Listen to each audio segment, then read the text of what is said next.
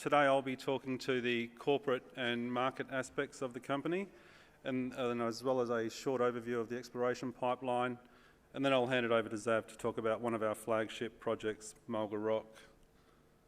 Please note the disclaimer.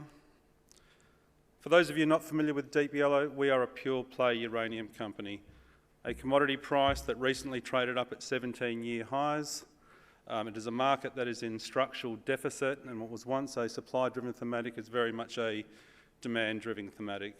We have two 100% owned advanced assets that we aim to have producing in 2030 at plus 7 million pounds per annum.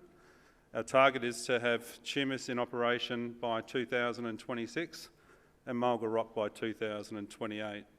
With regards to the team, it's the same team John Borshoff, our Managing Director, previously utilised to build two conventional mines in Africa. It'll be the same team developing both Tumis and Mulga Rock. Financially, following the successful capital raise back in March of this year, we have 257 million in cash, nil debt and a market cap of 1.2 billion, placing us in a very strong position to be advancing the Tumis project. We have big growth ambitions, both organically via the exploration pipeline as well as inorganically via M&A. And we've had some great achievements in recent times, including the merger with Vimy, expansion of the resource base, advancement of our two flagship assets, and we recently appointed Nedbank as the mandated lead arranger for the Tumis project financing. We have a globally diversified asset portfolio. Tumis, our flagship asset, is located in Namibia. Adjacent to this is the Omahola project, a Rossing basement type deposit with a 50-kilometre prospective zone that we're currently pursuing. In Australia, we have the Mulga Rock project, located 290 kilometres northeast of Kalgoorlie, just off the Tropicana Haul Road. And in in Northern Territory, we have Alligator River, a unconformity-related deposit, highly prospective, large land holding, some 3,895 square kilometres. We believe at Deep Yellow we are the best positioned mid-cap company globally. We have two long-life assets in Tier 1 mining jurisdictions, Australia and Namibia. Tumis has a life of mine of 22.5 years, but we're confident we can get that over 30 years. We're also confident we can get Mulga Rock to a life of mine of over 30 years. This means we'll have two assets, long life producing assets, well into the 2050s and 60s. In a market with limited greenfield production slated for prior than 2030, we have the Tumis project targeting FID in Q4 of this year and production the second half of 2026. We don't want to stop at one mine. John Borshoff and the team have very big ambitions, and that ambition is to be producing plus 10 million pounds per annum within the next decade. We plan on doing this by starting construction of Mulga Rock. Once Tumis is in ramp up, and once Mulga Rock is in ramp up, we'll begin construction of the next project, be that organic or inorganic. As I said, proven team with experience across all facets of the uranium industry, including the design, construction and operation of uranium plants. And there's also a very highly experienced exploration team, marketing, environmental and finance team. As they say, the team above ground is just as important as the asset below ground, and I believe we've got both in spades. Key to our success to date has been the team, the Deep Yellow team, led by John Borshoff, our Managing Director, with close to 50 years experience in the uranium game. He was previously the MD of Paladin, where he took that from a 1-cent company to a $10 share, built two world-class uranium mines and became the 7th largest uranium producer in the world. Chris Salisbury, our chairman, he's held senior operational roles at both Rossing and Ranger uranium mines. Darryl Butcher, ex-Paladin, he was instrumental in the development of Langer Heinrich and Kayla Kira. He's also been responsible for the introduction of a number of new technologies to increase innovations to increase recoveries and lower costs.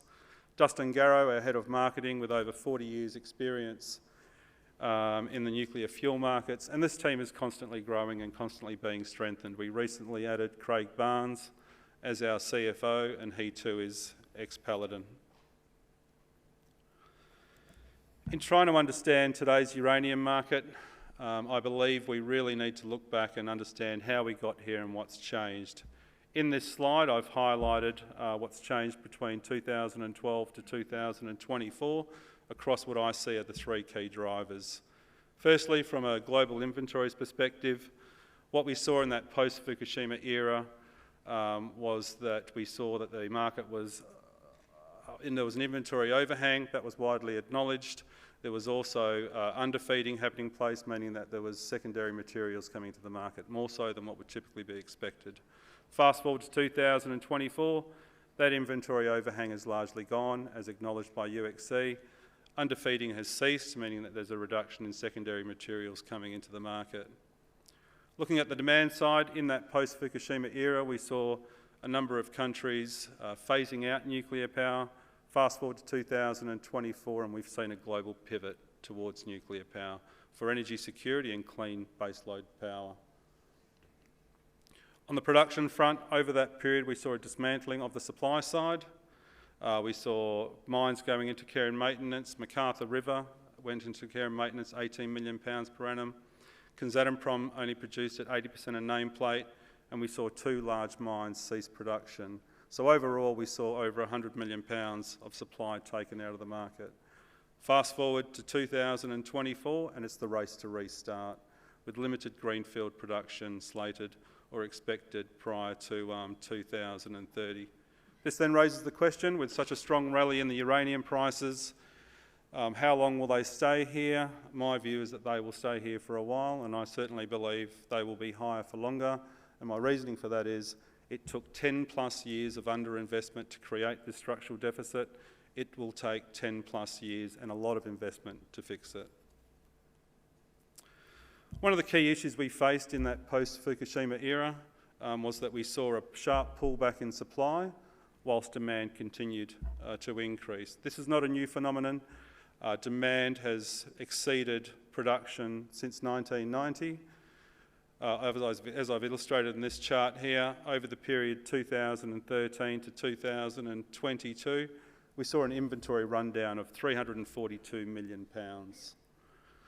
This is not a new dynamic, and it's still happening today. UxC are forecasting demand for 2024 of 197 million pounds and production of 155 million pounds. So UxC is predicting a shortfall of 42 million pounds for 2004.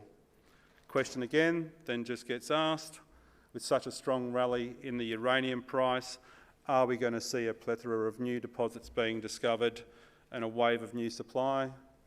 I believe no. Literally all of the uranium deposits globally today were those discovered in the 1970s, early 80s, post the oil shock. This is a time when corporates and governments and even oil companies were spending billions scouring the earth looking for new deposits. More recently, despite the billions being spent over the last couple of decades, the only two material uranium deposits that have been discovered are those of NextGen and fission. Hence, I don't believe there will be a flood of new deposits being discovered, and I also believe that any new deposits will be hard work. With regards to supply, I believe it is a lot more difficult to be developing a greenfield mine today than it was 10 years ago, notwithstanding the regulatory regimes, but it's just a lot more difficult from a funding perspective. That market has shrunk significantly, particularly the project financing market. They are technically more difficult, and you've had an exodus of experienced personnel over the last 10 years in that rundown, and I just believe new supply will be very difficult to bring online. One last slide from me. I just want to explain that uranium is very different to many other commodities. Unlike many commodities, as soon as you get a strong, sustained rally in that commodity price, you begin to see the demand peel off, and then sometimes you see the market find a cheaper alternative. Uranium is very different. Uranium only makes up 5 to 7% of the cost to produce electricity from a nuclear power plant, unlike coal, which is 70%, and gas, which is about 85%. Hence, we could have a material increase in the uranium price from today's levels, and it'll have an immaterial impact on the cost of electricity output from a nuclear power plant. Hence, I believe uranium price is inelastic to demand. And what we see here, we've seen since 2018 across the nuclear fuel supply chain, material increases across all parts of that fuel chain, and there's been no impact on the demand for nuclear power. And with that, I'll hand it over to Xav.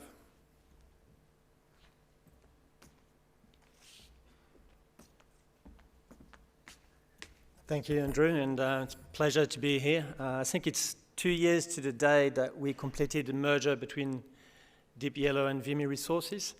It's very good timing and a great opportunity to provide an update from an operations point of view. And in here we will focus on the Mulga Rock project, an operation that's about a 4-hour drive out of Kalgoorlie Boulder. Some of you will be familiar with the Mulga Rock project, probably less so in the last couple of years. Out of 4 uranium projects that had secured Commonwealth and state environmental approvals by 2017, Mulga Rock is the only project that achieved a substantial commencement status. And what that means is it can now proceed. So, to keep it short, that means that when it comes to uranium mining in Western Australia, from now to the end of the decade that Andrew talked about, it's a one-horse race, and it's Deep Yellow with Mulga Rock.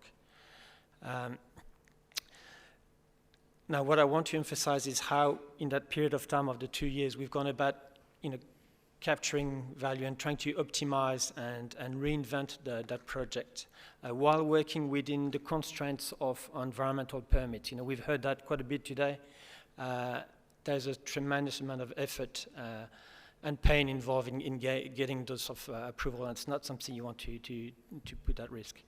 And I guess what was driving that reinvention of the project was very much the understanding that there was a lot of value that we had left out of the previous DFS. That was the reality of it. And second, I guess, it probably comes from commercial experience. And by that I mean that a uranium project, unlike, say, a gold or maybe sort of lithium project, requires a very long sort of lifetime. And with that comes the need for a much greater resource, and that's very much what's driven the work stream at Mulga Rock. I should have, emphasized that when we're talking of the work completed at Mulga Rock in the last couple of years, we are talking of the eastern part of the project. So that's, we've got 2 groups of deposits there, and the Mulga Rock East component is where we have focused our efforts in the last 24 months. Now, how we have gone about creating value and adding value to what was already quite a quality project, where we effectively, have constrain ourselves to working within the permitted footprint and within sort of existing approvals for a start.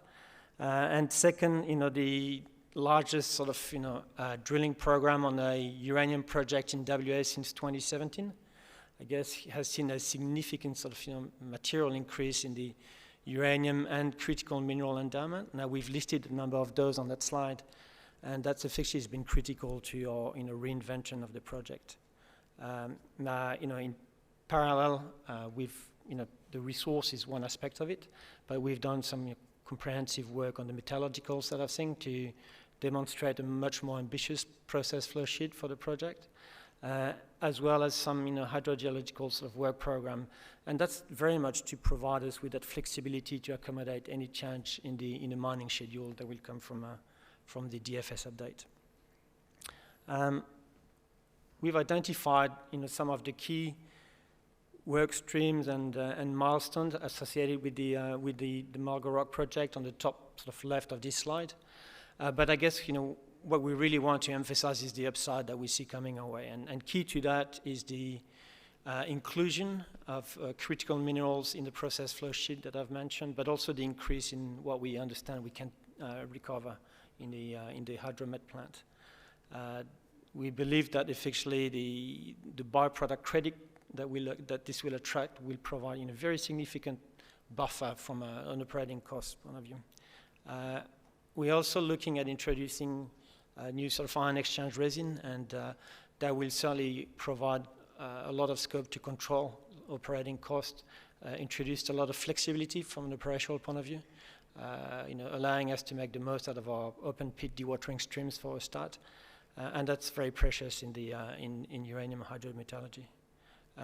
We're also looking at adopting a much simpler mining schedule, and combined with the much lower strip ratio that the updated mineral resource affords us, means that we're effectively de-risking the project quite significantly. We won't forget about, and we have not forgotten about the western part of the project, but we had to focus the first sort of 24 months on areas of biggest bang for our buck. That's what we did. We certainly will focus on whether or not we can sort of integrate that western part of the project. You heard Andrew talk of aiming to bring Mulga Rock to 30-year mine life, and that's very much what we're working to. But also trying to capture whether or not there is polymetallic potential on the western part of the project as well as the east. And probably last but not least, being an exploration geologist, is that you've got, or we're very aware of there being additional sort of, uranium or polymetallic mineralization outside of the current mineral resource, or certainly outside of the current permitted footprint. And that's something that we're mindful of, because they will support sort of, future expansion of the project. Andrew has spoken at length about the team behind that, but we certainly believe that we'll benefit from, rollover from construction of the Tumas project to Mulga Rock with near sort of no interruption in the no break in the build period. We also understand that to build and sort of develop a project as remote as Mulga Rock is, we have to rely on sort of significant and long-standing relationship, and that's starting at home here in Kalgoorlie Boulder. That's something that we have long recognized and sort of taken great pride in sort of establishing this relationship and nurturing them along the way. Kalgoorlie Boulder will be critical to operation for a long period of time, and we're very, very cognizant of that. But in recap, I guess if I can sort of summarize what we heard from Andrew, is that we know we're heading towards a very tight sort of primary uranium supply in the face of growing demand from all parts of the world, and Deep Yellow is ideally placed to to benefit by having two advanced projects ready to get into production very soon.